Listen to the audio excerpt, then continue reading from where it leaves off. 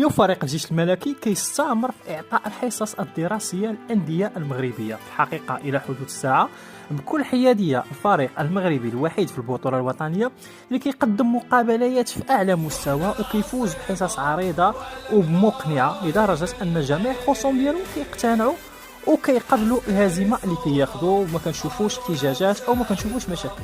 فريق الجيش الملكي كيستمر على نفس المنوال ديال السنه الفارطه وكيفوز وكيثبت الصداره ديالو في المركز الاول بفارق الاداب على فريق الرجاء البيضاوي.